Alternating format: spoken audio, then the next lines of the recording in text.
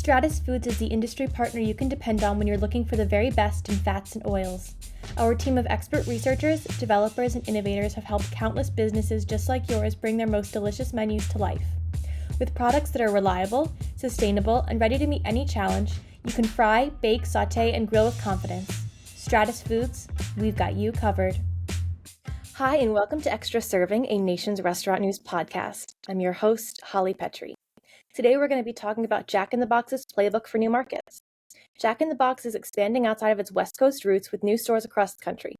2 of these new stores are in Louisville, Kentucky and Salt Lake City, Utah, and the markets have been more than receptive to the chain. The 2 stores are outperforming the rest of the system. This is the key, according to Jack in the Box, to offset the financial burden of the new California minimum wage law, which goes into effect in April and will raise the minimum wage to $20 an hour.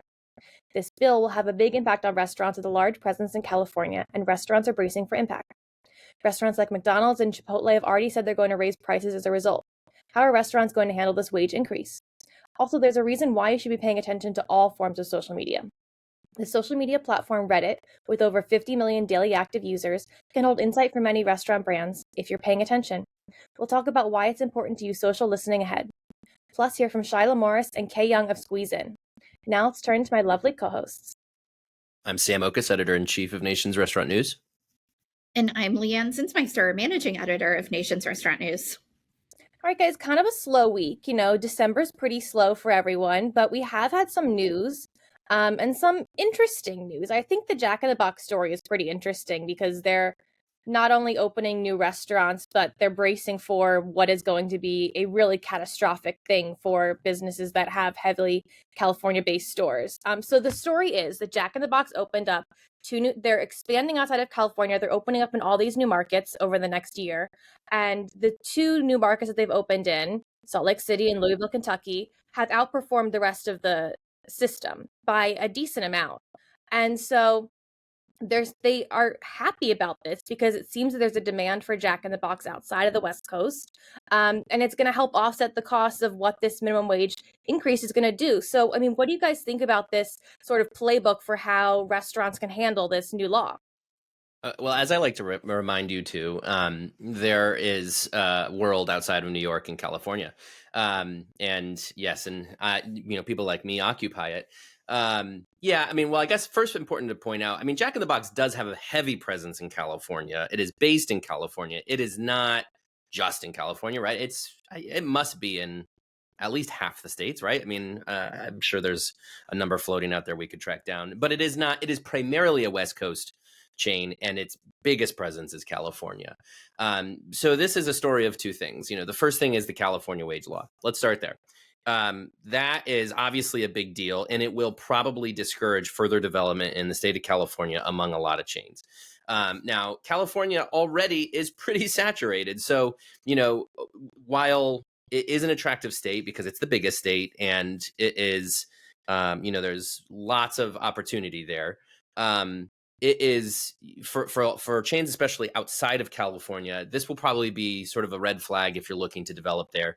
And if you were already looking to develop there, you were already well aware that it's a very expensive state to operate in. So all to say that, California, while, we can debate the merits of this wage law, whether it's good or bad, that's a separate thing.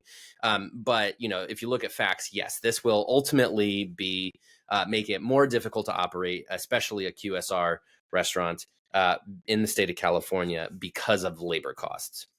So that's one thing. And the second part of it is, where is growth opportunity? And there is a lot of growth opportunity all over the country for even the big chains. As we say, there is white space. And I think this is an interesting example of a company that is in the top 25, I believe, of biggest restaurant chains in America, or maybe top 30. I'd have to review our top 500. But, one of the biggest chains in America still having white space out there.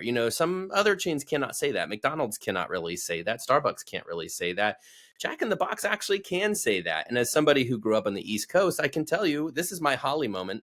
I've never been to a Jack in the Box, believe it or not. It's amazing to me, but it's because, again, grew up East Coast. It just wasn't ever a part of my consideration set. And so when Jack in the Box looks out across the country and it sees the Louisvilles of the world that still don't have one, and they still can tap into, that's a big opportunity. And of course, Louisville being in Kentucky, Salt Lake City being in Utah, more pro business states, you could say, let's call it. It's going to be a little bit more of a favorable operating environment for them. But most importantly, there's a huge well of customers who have either never had Jack in the Box or they've only had it when they're traveling, who are going to be eager to visit. And so the returns are favorable. They're reporting that the new stores in those markets are outperforming their expectations. I think in some cases, well over $2 million annualized per store. And that, shows that there is a demand for these concepts all over the country. And that even the big chains need to tap into that demand in these sort of, call them secondary or tertiary markets. Yeah, this is also exciting for Jack in the Box because they took a long break from franchise development.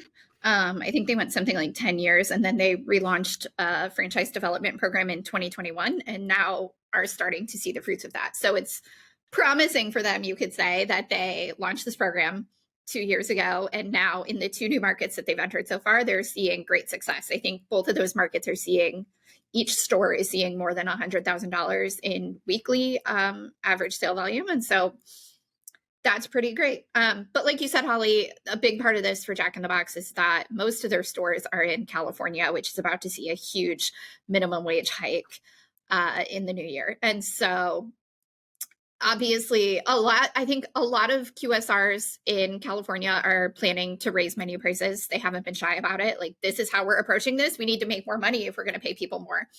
And I'm sure that Jack in the Box is at least considering that, if they haven't put it in stone yet for their California stores.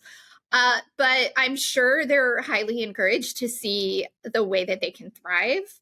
Like Sam said, they've been in other states for a long time, but it's always nice when you can enter a new market, especially with a product like, Jack in the Box. It's like you're competing with the McDonald's of the world. Not to mention the cult favorites, the In-N-Outs, the Shake Shacks. And so it's nice to enter a new market and see that you can really establish yourself, and it's not people going, oh, another place I can get a cheap burger. Or taco. Or taco. Yes, of course. God forbid. God bless you. God bless you, Jack in the Box. Maybe that's it. Maybe it's that intersection that's really drawn people in and making people say, I think I'm going to check out this Jack in the Box place, and then keep coming back.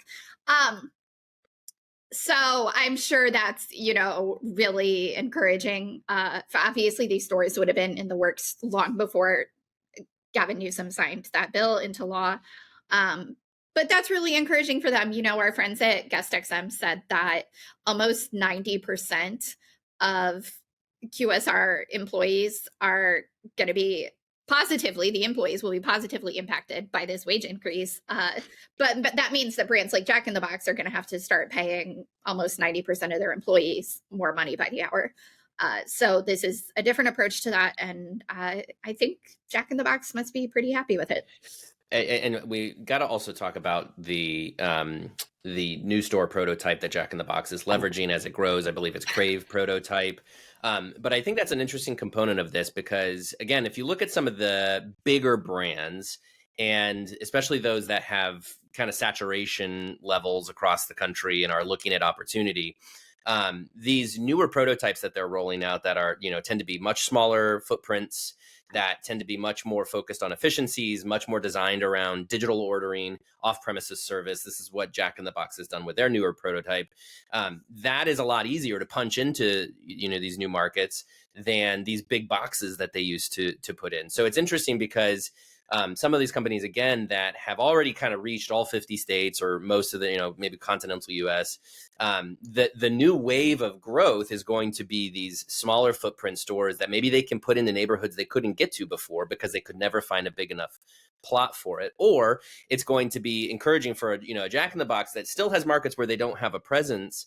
And they get to open these restaurants that are much more efficient and typically a lot more profitable because your capex is much lower and just in general, you're cranking up sales like in some of these stores just because of the efficiencies of what they're doing. This is all very positive because it's sort of a win-win. You have a new market you can crack into, and you can do it with a store that's going to be more profitable. It'll be interesting to review 5-10 years down the road to see how these stores are performing, because they could end up being, even long term, much more they're better performing stores, I think, for their entire system. Do you think that this is something that other brands are going to imitate, seeing how Jack in the Box is expanding into white space and maybe going places that it wasn't planning on going before? Yeah, I hope everybody's looking at the depends on the concept, right? For some of these growing emerging concepts that may be more regional, of course, it's a different business. There I would still always recommend your concentric circle approach. That in the many years I've covered this industry, when I talk to brands that are growing their business, that tends to be the one that I think it makes the most sense, because you have to build brand awareness. You have to build some loyalty among your customers, and operating your brand is a geographical challenge. If you are primarily used to having all of your restaurants within a 3-hour radius, you don't want to then plant one on the other side of the country, right? So, but for some of these brands that are bigger, and maybe only in 8 or 9 or 10 states, yes, you have to start looking around the country to the pockets of opportunity. The Sun Belt, of course, has provided a lot of opportunity over the last decade or so, from Southern California across to Texas into the Southeast. I mean, all of that continues to be very much a focus for brands, and I think you should continue to look at those. But I do think it's, again, important to remind everyone who's in growth mode that this whole country possesses towns that are hungry for something new, right? I had this conversation last night, actually, with an operator I was doing happy hour with, and he was saying how the coffee segment is what we were talking about in particular, and some of these drive-through only brands, right? And he was making the point that there are communities all across the country that don't have any coffee to consider. They might have a Starbucks, they might have a Dunkin', but the opportunity is just vast, because even if you're in a town of 10,000, which might seem small, if you're the only coffee player in town, you can own it, right? Like you can still be highly profitable. And chances are, by the way, your costs are going to be much lower operating in a community like that. So that's the reminder. And I think, for a Jack in the Box, it's a Louisville, but for your concept, it might be again, a 10, 20,000 population kind of community that may seemingly be in the middle of nowhere or something like that. But people are hungry all over the country, or thirsty, in coffee's sake. And they will appreciate having a new business in town, and you can be successful there. I wonder if they're going to imitate the same plan with Del Taco, which is another heavily California-based brand that they now own. So I'm curious to see how that's going to shake out. I'd love to have a Del Taco and a Jack in the Box on the East Coast. I've never tried them.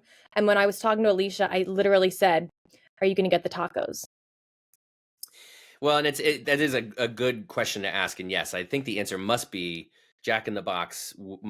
My assumption, I can't speak for them, but my assumption is, as they enter new markets and discover the potential, it would only make sense to then bring in Del Taco if Del Taco's not already there. And these are funny brands, right? Because Jack in the Box and Del Taco both have locations on the East Coast. They've been in some of these states for many years in some cases, but it's not they just don't have that saturation. They don't. And so a lot of it, again, is sort of the brand awareness, where I think culturally in the zeitgeist, Del Taco and Jack in the Box are pretty entrenched. I think people on the East Coast who've never even had them before, even if I was not in this industry, I probably would know what these brands are purely from a cultural standpoint. They just don't have that same kind of saturation that a lot of the other chains have. And so that's an opportunity for them. They can tap into that sort of cultural affinity that they've gained over many years, and people can finally say, "Oh, I need to check out what this is all about." So yes, I would suggest Jack in the Box is probably going to blaze a trail that Del Taco then can follow as well. Also, hey, co-branding is making a comeback. Good point. Stick a Del Taco sign on your Jack in the Box. You're already serving tacos. Yeah, goes together very well, and I'm sure it's not a stretch to have those two operating out of the same space. So we will see. Yep. Well, now to talk about another taco brand, Taco Bell, which has to do with this Reddit story that Alicia wrote. So basically, brands need to pay attention to Reddit, was kind of the base of the story. So on Reddit, which has over 57 million daily active users, which is a lot, um, there are a lot of conversations about fast food. And the number one brand that people are talking about is Taco Bell, has most of the market share there. But people aren't saying positive things about it. They're saying there are issues with the app. They're saying, and so Alicia Kelso's point with this story was that, like, you need to be paying attention to all forms of social media. You need to be checking on them, and you need to be answering your consumers through something called social listening, which we've seen in various forms. Chipotle is really good at social listening, paying attention to a social media app and making changes based on it. So, I mean, what do you guys think about this concept of social listening, and how do you think Reddit kind of plays a role in the way that restaurants can view their customers? It's so important because something funny that happens on social media, not haha funny, but something interesting that happens on social media is that if one person has a bad experience, if they have enough followers or if their Reddit post gets enough traction, it can just become a thing, even though it was one person's experience. And so, like, for example, I don't think I've ever been to a McDonald's and not been able to get an ice cream when I wanted one, a soft serve. But I still have it in my head that the soft serve machines are always broken because people are always complaining about it. And it's like, I've never personally had that experience, but every time I want one, which is more often than you two would think, I have the thought then of like, what if the machine's broken? And then I'm like, I've never seen the machine broken, but everyone on the internet says it always is. And so that's why it's important to stay on top of the conversations that are happening about your brand anywhere, because even if one person, and I feel like the big brands in particular are good at this on apps like TikTok, where if somebody with 10 million TikTok followers says a bad thing about Taco Bell, then Taco Bell is immediately out there making it right. But it's so important on Reddit, which works differently. It's more of like a message forum times a million. So it's so important to just keep a pulse on what people are saying in general there and how much reaction it's getting, because it's really a situation where like one person could have a bad experience and the whole thing could snowball out of control for your brand. So I think that's really interesting. I was less surprised by the numbers of, like, for example, that Taco Bell is the brand that people talk about the most on there. That makes sense to me. But it's still interesting to look at these numbers and to read about the conversations that are happening there and to think about, like, how do you approach that as a brand, a big brand, but also if you're a small brand and someone is on your small town's Reddit board or on the Nextdoor website, for example, complaining about your brand, like, what do you do? So it's something really important for everyone to be paying attention to and thinking about. Yeah, it goes back to that kind of zeitgeist thing I was talking about earlier with Jack in the Box. I mean, today more than ever, because of social media, we have a familiarity and understanding of these brands and what they're all about because they exist on this other plane. And I think a lot of these brands will be the first to tell you. And Taco Bell in our brand icon report, which I hopefully everybody has read and watched by now, but they'll be the first to tell you we don't own our brand. Our brand belongs to the customers, right? And this is where that often manifests, is on these channels where customers are discussing the brand and menu items and marketing and whatever it might be, for better or worse. And in a lot of cases, in this example, you've really got to be listening to get ahead of those things that could be for the worse, some of these bad things, because you have to make it right. And if you don't make it right, the narrative will run away from you and you will lose that narrative. The best brands are the ones that are listening, that are paying attention, are seeing those negative things that come up. And by the way, if you have thousands of locations, there will always be, I don't care how good you are, even Chick-fil-A gets negative things, negative reviews, people have bad experiences. And if you don't hear it, if you don't are not aware of it, then you have no opportunity to fix it. And again, the best brands are the ones who are aware.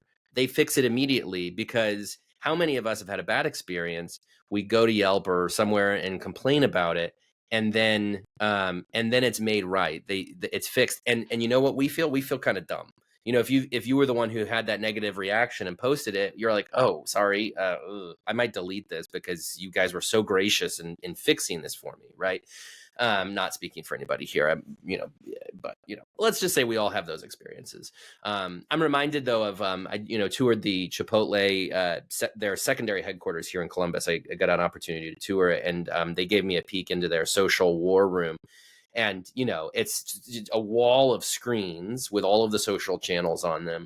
And, I don't know, there might've been 10, 20 somethings in the room, and like their job is just to like monitor this stuff because it's a big deal, and you have to get ahead of it. You have to know what's going on. Last thing I'll say too is about the sort of Reddit aspect of this. Reddit is not always thought of when you think of social media and common social channels where you should be listening, because it's a little more niche. And I'm saying this as somebody who has never posted to Reddit, never had an account on Reddit, and maybe only been on that website 2 or 3 times when I probably stumbled in accidentally. But one thing I know about Reddit and of people, friends of mine who are active Reddit users, is there's a sort of an obsessiveness with Reddit, or I think the people who are there tend to be a little bit more obsessive with the things they care about. And that's not, I don't say that as a negative. This is very much can be a positive, right? Like they care so much, they're on Reddit, Twitter, Facebook, these things tend to be more passive, right? Like in a fleeting moment, you say something on Twitter, X, and you're not even thinking, right? Reddit, I think these people kind of care a little bit more. This Reddit is where that whole GameStop stock thing happened, right? Like these people will obsess over a thing, and those are the people you have to maybe be a little bit more worried about, because if they're going to obsess over it so much, they can really raise up an army of people on Reddit to do something. Again, in the case of GameStop, which Google that if you don't know about that, because I'm not going to be the one to tell you all the details. So anyway, point being is you need to familiarize yourself with all the social channels, not just the big ones. Know where your loyal customer is, know where the people are passionate for better or worse, and become a part of that conversation, because you can fix it if it's for the worse, and you can capitalize on it if it's for the better. Understand what your customer cares about. Use that in your R&D efforts. These brands are doing this. Like I'm not saying anything they don't know, but I do think if you're an emerging brand or smaller chain or whatever, like these are good reminders of like what you have to be on top of. Even if you're just one location, people are talking about your brand and you don't own it. You don't own that narrative, but you can be a part of it. Well, and there's also positive ways to pay attention to what's going on the internet. Think about the Taco Bell Mexican pizza, or Chipotle's Chipotle from the Travis Kelce tweets. Like there's a way to be picking up on momentum that's happening and listening to your customers and making changes for the positive that not only get into the cultural zeitgeist, but are also good for your brand.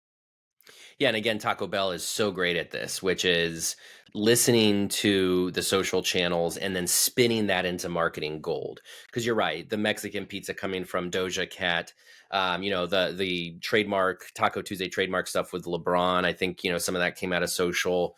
One example that came up in my brand icon reporting that I thought was kind of fun, and I didn't remember this happening, but back when Doritos Locos Tacos rolled out and were a massive cultural thing, I guess there was something that happened on social media in Alaska. This town was talking, there was some prank somebody played in a town in Alaska about that they were going to open a Taco Bell in a very remote town, and Taco Bell learned about this from social media and flew by helicopter a food truck to serve Doritos Locos Tacos to this very remote town in Alaska. And it becomes this sort of marketing win. And here we are over a decade later talking about it. So yes, Taco Bell is a great example of how to turn these things into your favor. And I think everybody should. I guess another thing too, Chipotle and some of these menu hacks, right? Like these things come out of TikTok. Chipotle ended up embracing it. I think Starbucks has done some of that as well, right? Where some of these menu hacks that once upon a time these companies would have frowned upon, or you're not allowed to have a secret menu or whatever. When they see people on TikTok embracing it, and then they embrace it and can be a part of the fun, that ends up coming back to you for the positive, because it again builds some of that brand affinity with customers. All right, well, guys, that was great. I feel like that was a pretty positive conversation this week. Holly. Good job, everybody. Yeah, good job, us. Good job, us. Well, okay, I'm going to throw it over to Alicia Kelso, who interviewed Shyla Morris and Kay Young of Squeeze In. But I'm going to thank you guys for joining me first. Thanks, Thanks, Holly. Stratus Foods is the industry partner you can depend on when you're looking for the very best in fats and oils. Our team of expert researchers, developers, and innovators have helped countless businesses just like yours bring their most delicious menus to life. With products that are reliable, sustainable, and ready to meet any challenge, you can fry, bake, saute, and grill with confidence. Stratus Foods, we've got you covered. Hello, I am Alicia Kelso. I am the executive editor at Nations Restaurant News, and I am coming to you from Create the Experience in Palm Springs, California. And I am here with Kay Young and Shyla Morris. They are the co-owners and co-chairs of the board of a concept called Squeeze In. And in full transparency, I just learned about this concept yesterday. So I'm like, why don't you guys come on the podcast and tell me a little bit about it? Well, they told me a little bit about it last night, but I want you guys to hear out there about the concept. So where are you based? How many units do you have? And then I want one of you to break down the family history of this brand, because that was really cool. Alicia, well, we're so glad to be joining you and so glad that you could squeeze us in, even though you just learned about us. It's been a lot of fun to be here, and bravo to you and your team for an excellent event. And everybody sign up for 24. It's going to be amazing. This is an incredible event. Yes, we're from the Squeeze In. It's a breakfast and lunch restaurant famous for the best omelets on the planet. It's called Squeeze In because it's literally tiny. You have to squeeze in, at least the original location is, to enjoy and dine with us and have your experience. Yes, the original location is 10 feet wide and 62 feet long, so it is a literal squeeze in into it. But we're proud now to have expanded out of Truckee, California, and across 3 states. We're in California, Nevada, and Idaho.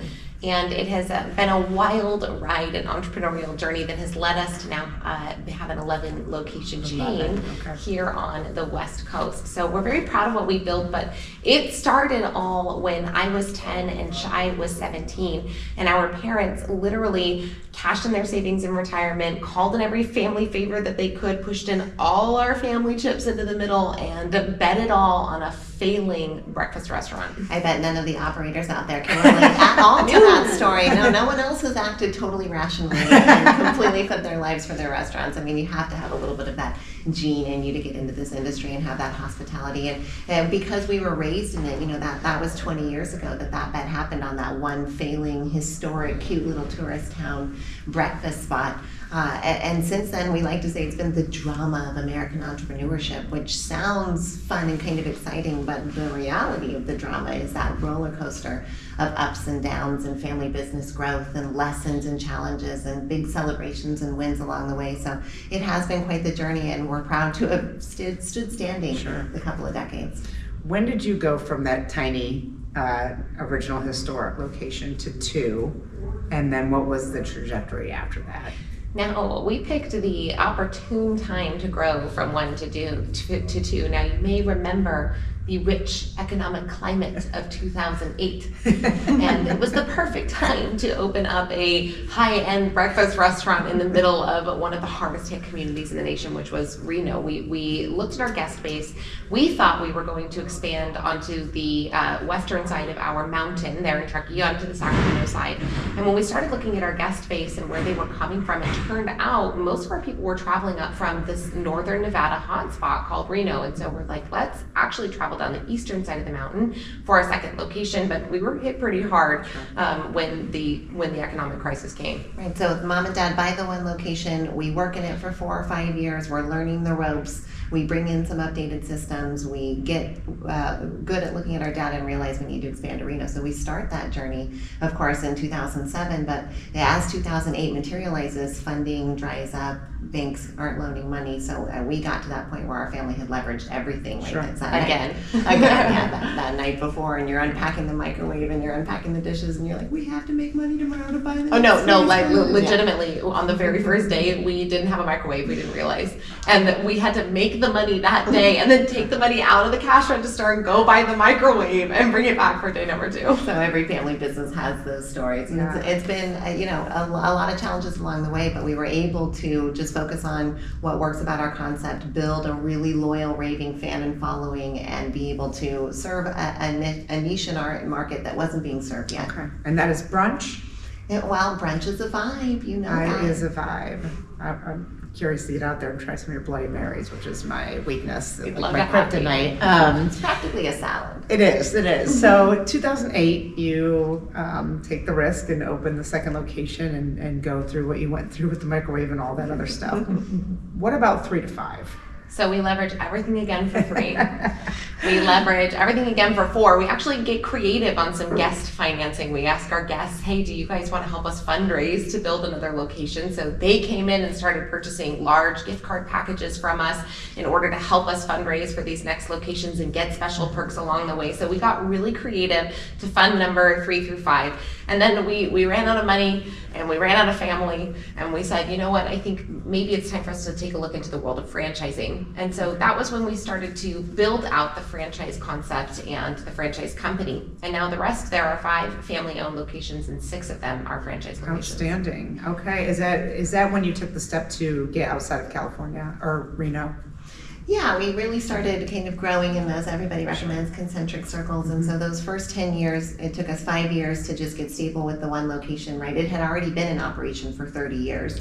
So mom and dad buy the one location, we learn the ropes. And then in the next 5 years, we open that 2, 3, and 4 and get to kind of that maxing point and realize we're gonna need to grow in a leadership sense. We really started investing in people growth and culture, and then also grow in a way that was gonna be scalable for our business, which is why we explored franchising. And now we've had the last 10 years where those next 6 locations have emerged as franchisees, and getting to know that business and market has been a lot of fun. I was gonna say that's quite a lesson to have a family-owned business and then jump into franchising. What are your biggest takeaways in those first handful of years of franchising? Well, we went from being the Big Fish regional restaurant chain in Northern Nevada to being a tiny minnow in the ocean of franchising. And so the first, I think, lesson for us was like, holy cow, this is A, a lot bigger than we thought, and B, a lot harder than we thought. And we've had to learn some difficult lessons along the way.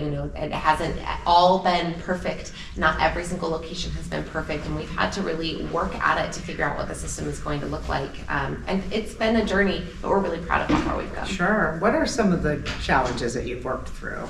Yeah, well, and we call it a drama of American entrepreneurship for a reason, right? It's because there is drama, and for so many operators, you get lost in the sea of operations, right? It's this onslaught of people challenges and scheduling challenges and technology challenges, and having to work in your business, even though there's the important piece of working on your business. And so I think once we were able to wrangle that challenge a little bit better for us, we were able to build a team, build an environment, and build a brand that could weather storms and really have positive impact on communities, which is what it's all about. Sure. Okay.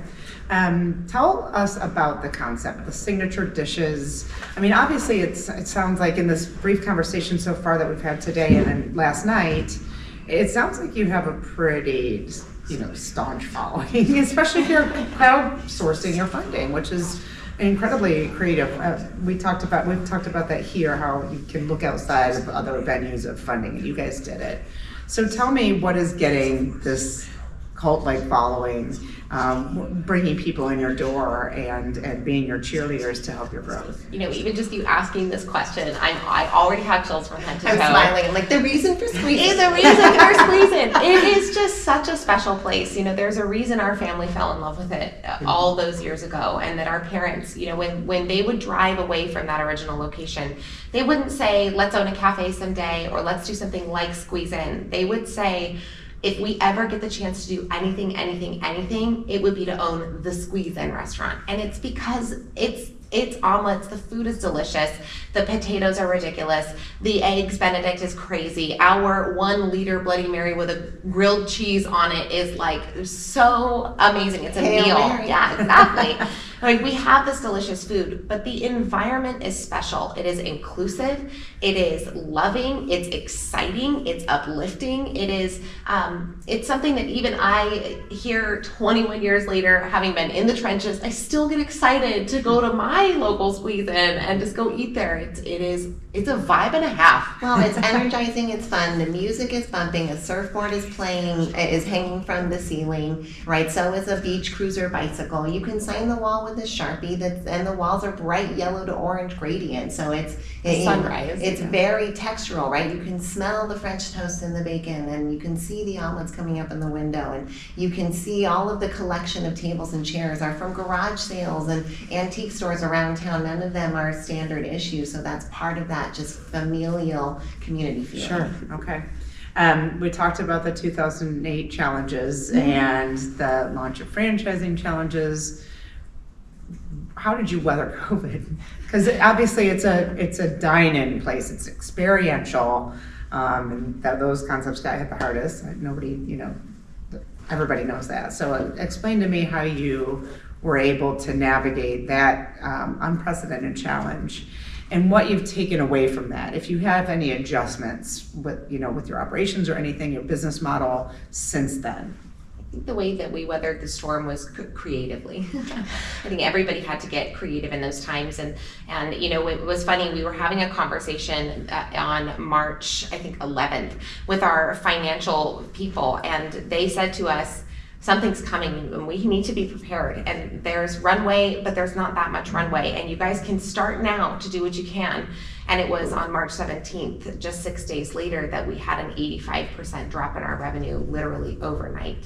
Now, that of course didn't mean an 85% drop in the invoices that we had for the last 60 days from US Foods. That didn't mean 85% drop in our rent payments. That meant it didn't mean any of that. And so in the face of this uncertainty, we are a people-centric brand. The last thing we're going to do is cut off all of our staff. So we stopped paying ourselves, we leaned into our people, and then we got really creative and called on our community to help us sustain throughout the pandemic. Right, we really took our level of communication and we increased it. On an internal level, we started hosting team Zooms where we were just speaking hope and speaking encouragement, and then we got into our guest level and we started saying, what can we do and what can you do and how can we stay partnered and connected? And then we got into our social channels and we said, we want to stay connected with you. And ultimately what happened was we ended up hosting a 5.5 hour Facebook Live-a-thon that was raising money that would sponsor hot meals for hospital workers in our area. We were able to partner with 6 area hospitals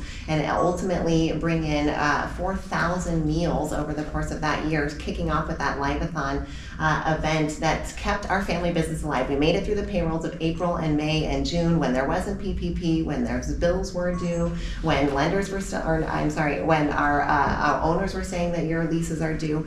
And so all of those things saved us and through those creative efforts. But we really felt like we were on the ship bow, holding on to the mast for dear life as the captain is in the storm, shaking his fist like, is that all you got? Like we were gonna hold on for dear life, and we're so glad we did. Oh, sure. And where are we now in terms of challenges? Because obviously COVID was certainly not, on its own. Then we had, labor, then we had supply chain, construction delays, all of it.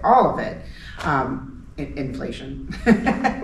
Eggs were really high last year. Oh, they were. Tell us about it. So where are we now in terms of challenges? Do you feel like you're hanging on to that ship still, or? The ship isn't sinking, that's for sure. That's good. I think at least for us, after the big Live-a-thon, we feel like we come through and we have this creative solution to a challenge.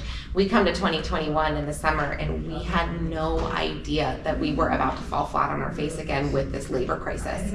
And it was terrible. We were finally able to open our doors. It was like, we're here, we're ready, we can go back to full capacity, and our staff wasn't ready. And so we ended up taking some pretty innovative measures.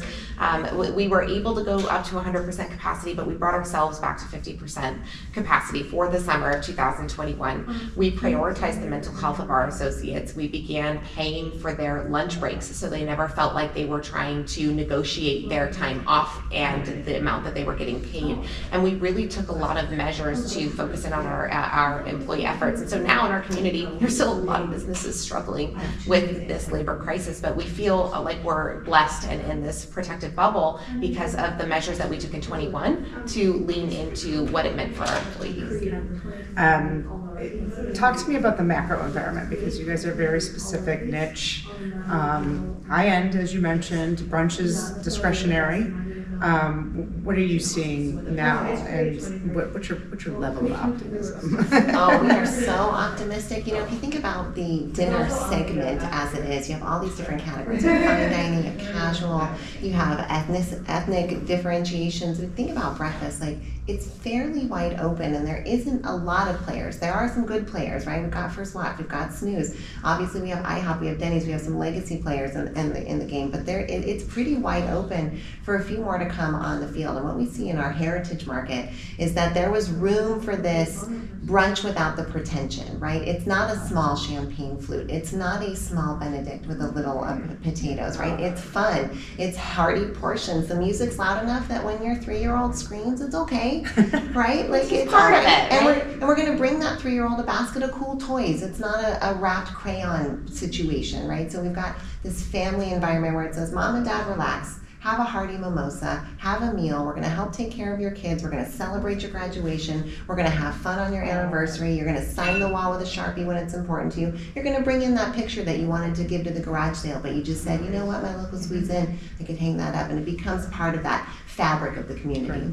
Well, you answered a question, but I'm going to give you an opportunity to flesh it out if you can. But I was going to ask, you know, the brunch space has become more saturated.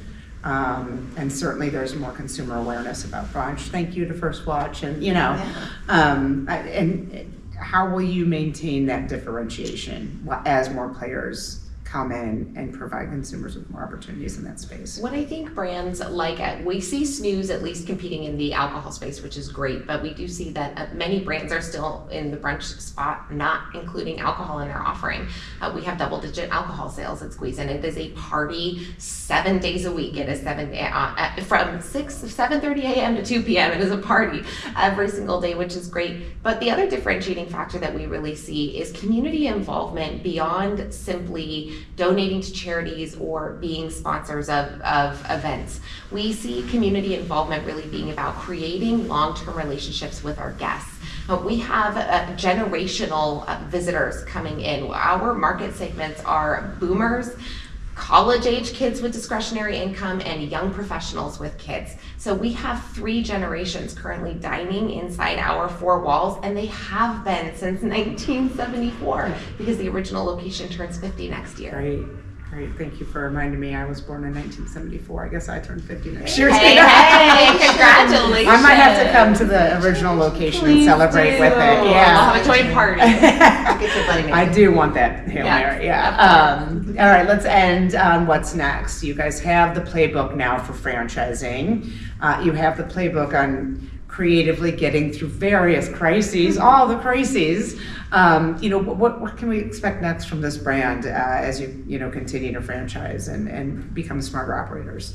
Well, we're very proud that 2 years ago we brought in an industry professional CEO. So we've gotten to go from owners, operators to just owners and chairs of the board, which helps free us up to be strategy and think about questions like that, which is amazing. And to put someone in their strength zone like Amir, who's joined our team and taken 2 previous brands from 10 to 100 and done this journey with 2 other franchises, both California Pizza Kitchen and Z Pizza. And so now he's with us, and he loves the Sunday brunch vibe, and he loves the concept, and it's very scalable. The opportunity is here. And so having him in place, having us in place, you can expect to see Squeeze In really coming out of the franchising scene, being talked about, being booked. We hope to see 100 units come pretty quickly. We have some ambitious plans and goals, and quite frankly, what we like to say is every community deserves a Squeeze In. It has a positive impact.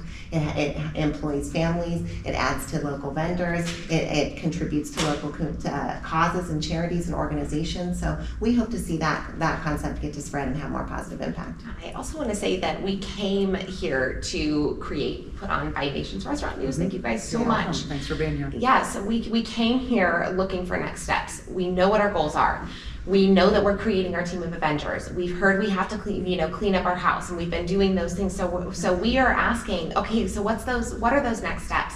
And as we were asking these questions, our CEO and our business advisor said, go to an industry conference. There's one coming up. Go to Create, go find out those next steps. And we've really found that in this last 72 hours that we've had the opportunity to now say, okay, we're action takers at heart. We are here to now take the action that we've set in place, but we wouldn't have the steps if it wasn't for this environment. So thank you so much. Yeah, well, I'm glad Best you're advice, come to the conference. Yeah, and we've heard that, go to network, learn from people, because the cool thing about this industry is everybody really is willing to help, and it's a non-ego industry, I think. I don't know.